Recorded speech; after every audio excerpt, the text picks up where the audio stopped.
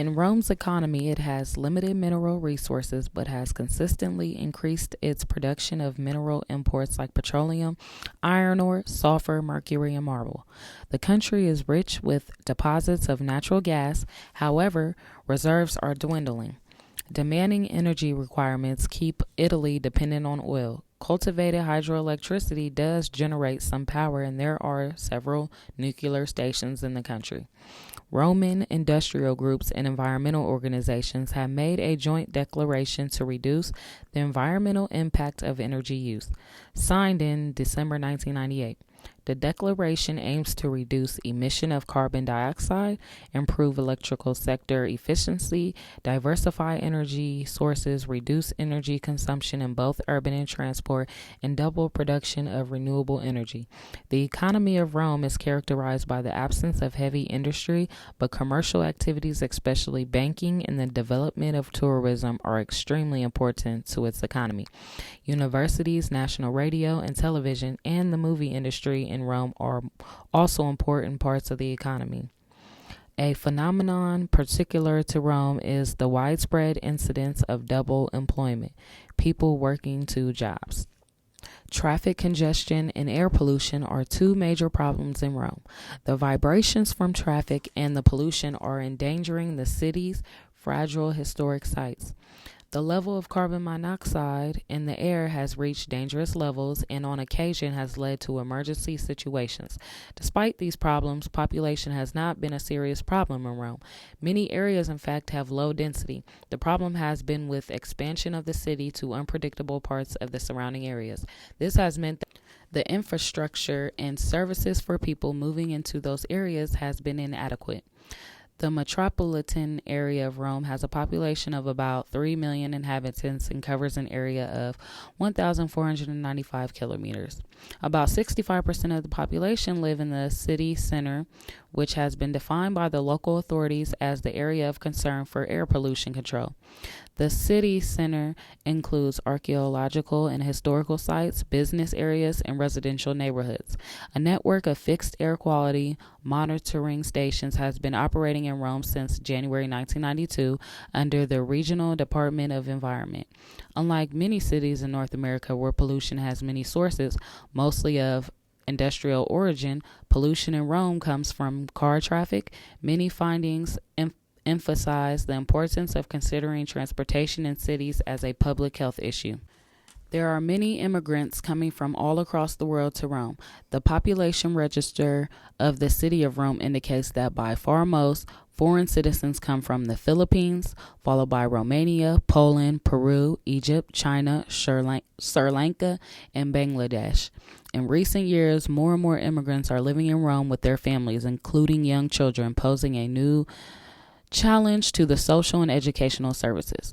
The Vatican and the many religious institutions in Rome are a further explanation for the traditional presence of foreigners in the city. Estimates made before the recent steep increase in the number of immigrants and based on information regarding the permits to stay mention the religious motive for 1/5 of all foreigners. Since the end of the 1970s, Italy has moved from being an out migration to being a foreign immigration country. Migratory flows of people coming from less developed countries in Central and Eastern Europe have consistently increased during the 1980s and 1990s.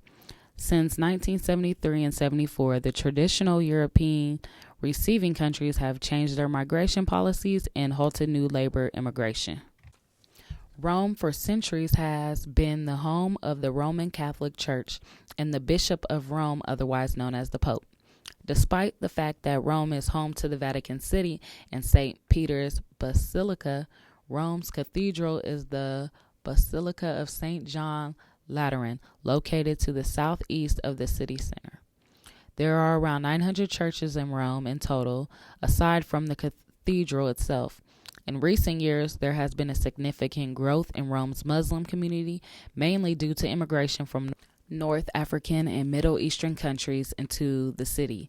As a consequence of this increase of the local practitioners of the Islamic faith, the community promoted the building of the largest mosque in Europe. Rome is also the center of an important Jewish community, which was once based in the Roman ghetto. There is also a major synagogue in Rome the Great. When visiting Rome, there are many landmarks and institutions to visit. Aside from modern residential quarters, the right bank section of Rome contains Vatican City, including St. Peter's Church. In describing the larger left bank section, one may use the Piazza Venezia, a central square, as a convenient point of departure. It lies at the foot of the old Capitol and borders on the huge monument to King Victor Emmanuel II, and on the Palazzo Venezia, a residence palace from the balcony of which Mussolini used to address the crowds. As an educational center, Rome possesses, aside from the University of Rome, founded in 1303, the colleges of the church, several academies of fine arts, and the Accademia di Santa Cecilia, founded in 1584, the world's oldest academy of music. The Opera House is one of Europe's grandest. The various institutes of the University of Rome were formerly scattered throughout the city, but were transferred in 1935 to the northeastern section. One of the symbols of Rome is the Colosseum, the largest amphitheater ever built in the Roman Empire. Originally capable of seating 60,000 spectators, it was used for gladiatorial combat.